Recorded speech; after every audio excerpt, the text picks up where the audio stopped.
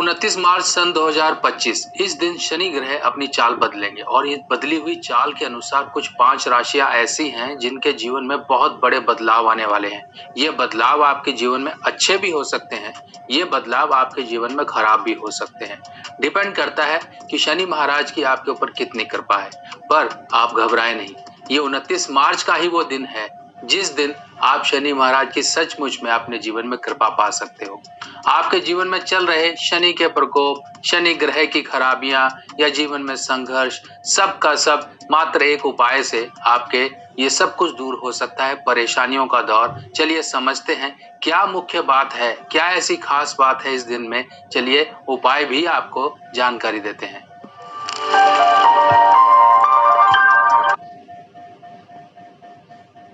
सबसे पहले समझिए शनि का प्रभाव बहुत ही मध्यम रहता है जीवन में। जैसे कि शनि की गति है, शनि की मंद गति है और उसी प्रकार से वो मंद गति जब जीवन में चलती है तो अगर परेशानियां हैं तो बहुत लंबे समय तक परेशानियां रहती हैं। अगर आपके जीवन में बहुत अच्छा चल रहा है तो ये अच्छा दौर भी बहुत लंबा चलता है।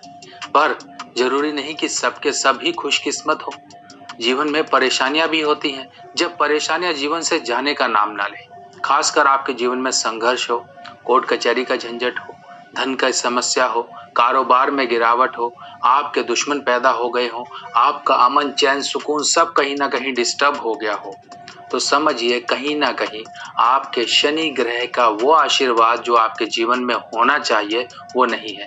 क्यों?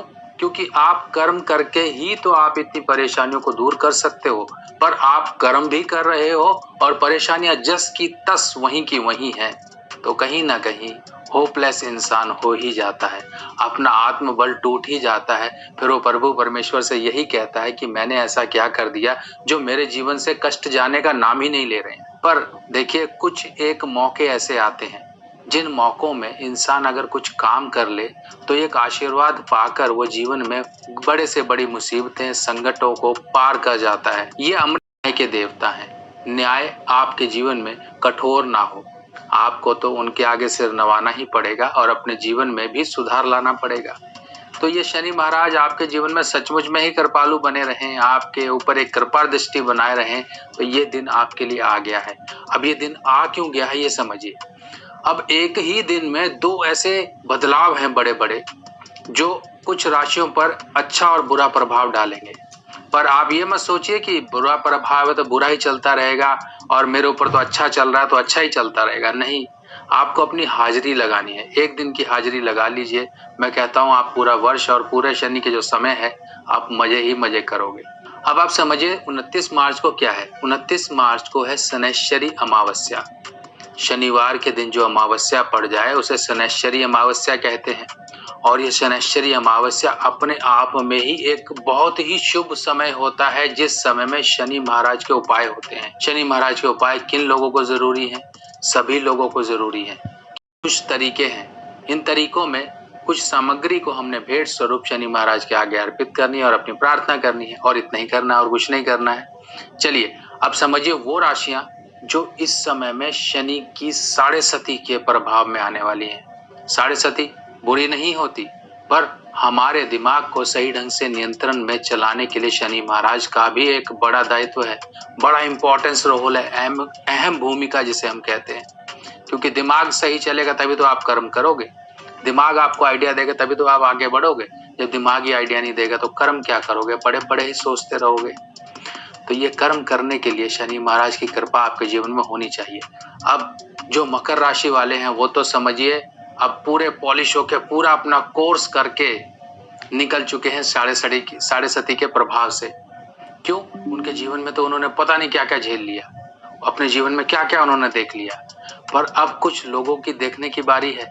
अच्छा और सच्चा और एक पर्दा हटे उनकी नजरों से, उनके जीवन में एक डिसिप्लिन आए, सब चीजें उनके जीवन में दोबारा उनको पॉलिश करने के लिए परिस्थितियां क्रिएट होने वाली हैं 29 मार्च से।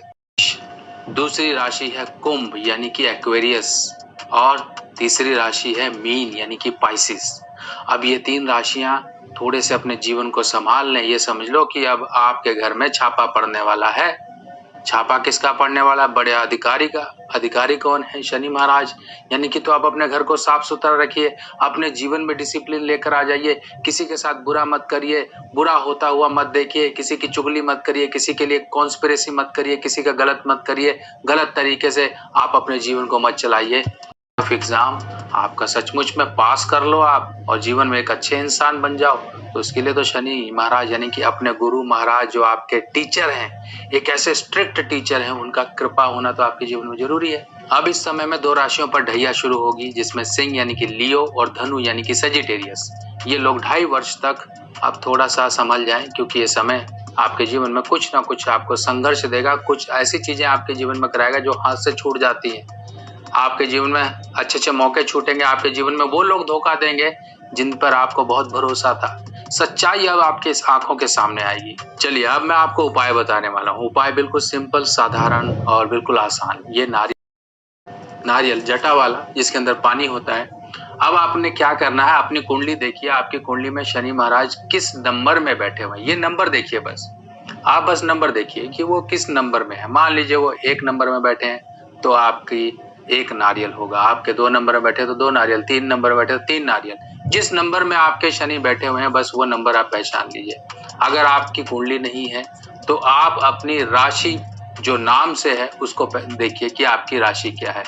अगर आपको कुछ नहीं समझ आ रहा है तो कुछ नहीं करना है आपको, सिर्फ एक अपने मन में श्रद्धा रखिए, 4 नारियल लीजिए, इनको काला तिलक लगाइए, काला काजल का तिलक लगाइए, साबुत उड़द रखिए और जाकर आप अपने घर के आसपास के शनि मंदिर में जाके अर्पित करिए। प्रार्थना कराइए कि अब मैं आपके आशीर्वाद का एक इंतजार कर रहा हूँ, आप मुझ पर कृपा दृष्टि बनाए रखिए कि आपका समय शुरू हो रहा है, आपका जीवन में मेरे आगमन हो रहा है, आपकी कृपा बनी रहे, सुख शांति की कृपा करके चले आइए। और इसके साथ साथ जिनको भी पता है कि आपकी कुंडली में शनि कहाँ है, तो शनि जिस राशि में बैठे उतने नारियल लीजिए।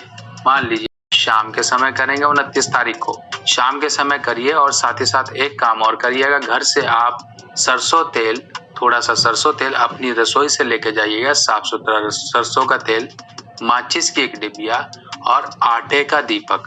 आटे का दीपक आप चाहे तो 4 मुखी बना सकते हैं, चाहे तो 1 मुखी बना सकते हैं। संध्या काल, शाम का समय, सूर्य अस्त के लगभग आधे घंटे बाद ही आपने ये काम कर देना है। जाकर पीपल के नीचे आप ये दीपक प्रज्वलित करें और साथ ही साथ अपने नारियल शनि मूर्ति के पास छोड़ दीजिए। अपनी कृपा अपने ऊपर बनाए रखने की प्रार्थना कराइए। देखिए ये उपाय अब कुछ लोगों को जिनके ऊपर ढैया और 7.5 जिनका बताया गया है वो लोग करते रहें। करते कैसे रहेंगे? महीने में 1 बार कर लें। दीपक आप शनिवार लगाते रहें। देखिए मैं कहता हूँ आपके ऊपर कभी परेशानी नहीं आएगी, क्योंकि जब वो शुभता आपके जीवन में आएगी वो ग्रह की, तो ऑटोमेटिकली आपके जो काम काज है, आपकी सोच है वो शुभता भरी होगी। आप किसी का अहित नहीं करोगे, अपने फायदे के लिए आप काम करोगे, अपने फायदे अपने परिवार को सुखी रखने के काम करोगे।